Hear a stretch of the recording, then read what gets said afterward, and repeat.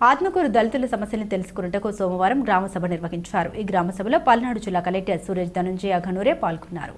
June 25వ తేదీన మాచల నియోజకవర్గ వర్గం దుర్గి మండలం ఆత్మకూరు గ్రామస్తులు మాచల ఎమ్మెల్యే జూలకంటి బ్రహ్మానందరెడ్డి సారథ్యంలో మన రాష్ట్ర ముఖ్యమంత్రి చంద్రబాబు నాయుడు కలిసి వారి సాధక బాధల్ని విన్నపం ద్వారా విన్నవించుకున్నారు.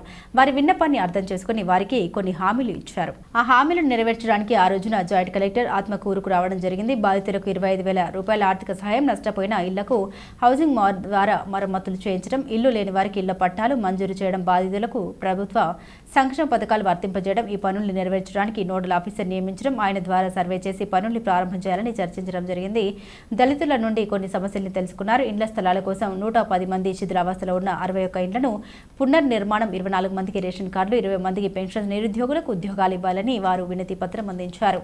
ఈ గ్రామసభలో RDO Muralikrishna, tahsildar Kiran Kumar, RI Yobu, SI Sudheer Kumar, VRO Padmavathi, panchayat AE Hanumantharao, దళితుల నాయకులు మాచర్ల మాదార్, పేరువాల ఏసబు, గ్రామ పెద్దలు, కూటమి నాయకులు తదితరులు పాల్గొన్నారు.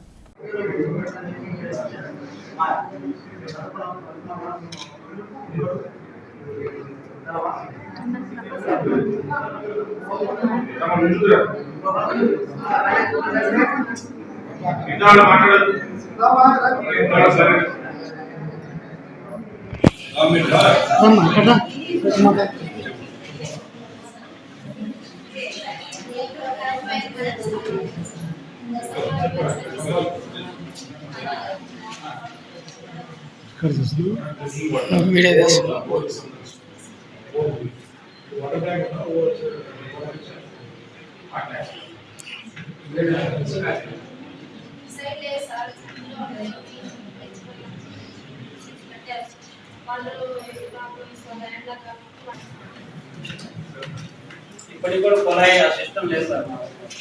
ఎస్సీకల్ మాకు వాటర్ చేయాలన్నా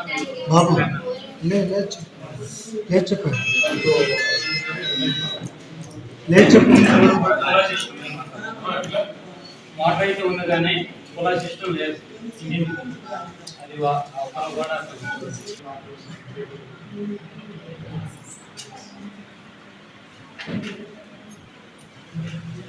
రెవెన్యూకి సంబంధించిన సమస్యలు ఉంటే నేను ప్రతి మంగళవారం, గురువారం మన దుర్గి తహసీల్దార్ ఆఫీస్లో ఉంటాను.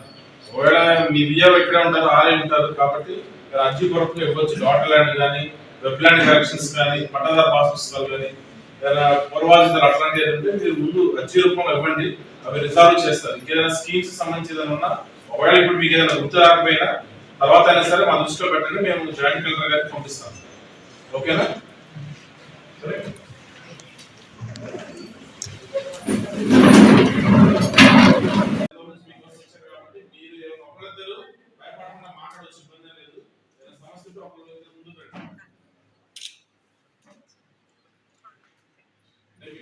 సంబంధించి లోన్స్ కానీ ఆల్రెడీ